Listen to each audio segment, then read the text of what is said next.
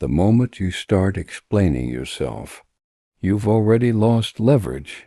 There's a moment most people recognize. It's when you realize you've been talking for too long. You hear your own voice continuing, adding details, filling space. The other person hasn't asked for more.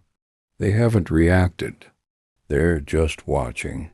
Your chest tightens. Your thoughts speed up. So you explain again. Not because you want to, because something in you feels unsafe stopping. That is where over-explaining begins. Over-explaining is not about being talkative. It's about fear. Fear of being misunderstood. Fear of being judged unfairly. Fear of losing connection. So you try to control the outcome with words. You believe that if you say enough, clearly enough, gently enough, you can prevent harm. But power does not live in excess words. It lives in certainty. Most people who over-explain learned it early, in environments where silence was dangerous, where tone mattered more than truth, where being questioned felt like an accusation. You learned that misunderstanding had consequences, so you adapted. You learned to speak first, to clarify before being asked, to apologize before being blamed. Not because you were weak, because you were paying attention. There's a woman sitting on her bed late at night. Her phone lights up her face. She is typing a message she has already rewritten 5 times. It starts with an apology, then a reason, then context, then reassurance. Her fingers shake slightly. She is not trying to manipulate anyone. She is trying to feel safe. She presses send and immediately feels smaller. That shrinking feeling is important because it's your body recognizing a loss of authority, not social authority, internal authority. When you explain too much, you hand over control of the narrative. You invite judgment. You invite negotiation. You invite doubt. Restraint would have protected you. People who understand power notice over-explaining immediately, not in a dramatic way, quietly. They notice how quickly you justify yourself, how easily you assume guilt, how uncomfortable you are with silence. They learn that if they wait, you will fill the space with truth, with fear, with self-blame. They don't need to accuse you. Your words do the work for them. This is where psychology and power intersect. Trauma teaches you to explain. Power teaches others to let you. When you defend yourself before being accused, you signal uncertainty. And uncertainty invites control. Those who say less are rarely questioned. Those who explain everything are always examined. There's a man who struggles with this too. He avoids conflict, keeps things smooth. When he says no, he immediately adds a reason, then another. He smiles to soften it. He believes boundaries require permission.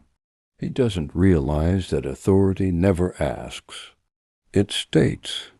Over-explaining feels honest, but honesty does not require exposure. Clarity does not require confession, and strength does not require reassurance. When you over-explain, you are not being clear. You are asking to be understood before you feel safe. That is not communication. That is survival. There is a moment where this gets used against you. You finally speak up about something that hurt you. The other person goes quiet. They don't deny it. They don't explain. They wait. So you continue. You soften your words. You take responsibility. You minimize your feelings. Soon you are apologizing for being affected. They say nothing. They don't have to. Silence has already shifted the power. Those who understand control know this. Silence creates pressure, and pressure reveals fear. When you rush to relieve it with explanation, you expose your weak points. Not because you are wrong, because you are open. Healthy people do not require excessive explanation. They respect boundaries without needing justification. They hear no without demanding reasons.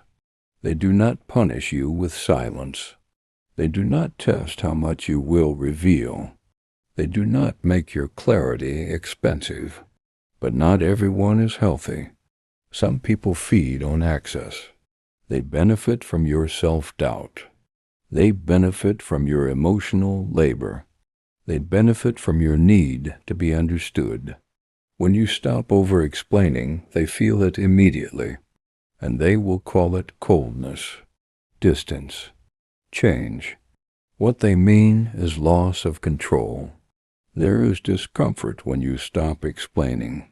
Your body reacts before your mind. Your chest tightens. Your hands feel restless. Your thoughts race. You want to add something, anything, but you don't. You let your words stand. That is where power is rebuilt. Power is not loud. It does not argue for its place. It does not plead for understanding. It speaks once and stops. You don't stop over-explaining by forcing confidence. You stop by noticing patterns. Notice when your voice speeds up, when your sentences get longer, when your explanations turn into apologies. Ask yourself one question. Am I explaining to clarify, or am I explaining to protect myself? If it's protection, pause. Let the silence do its work. Some people will leave when you stop over-explaining. That is not failure. That is information. They were attached to your compliance, not your presence. Loss feels painful, but relief often comes later. You are allowed to be misunderstood by those committed to misunderstanding you. You are allowed to say less.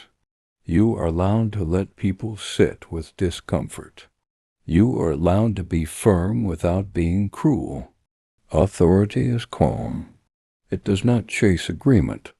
If this feels difficult, that's normal. You trained your nervous system to survive. Now you're training it to lead. Leadership starts internally, with restraint, with silence, with trust in your own position. If this spoke to you, sit with it, not to judge yourself, but to understand yourself. Ask where you learned to explain so much. Ask who taught you that silence was dangerous. Ask whose approval you are still trying to earn. You do not need to justify your existence. You do not need to earn rest. You do not need to explain your boundaries. Say what you mean, then stop. That is where your power returns. If you are still here, thank you. Leave a comment if you want. Not an explanation, just a word. Sometimes that is enough.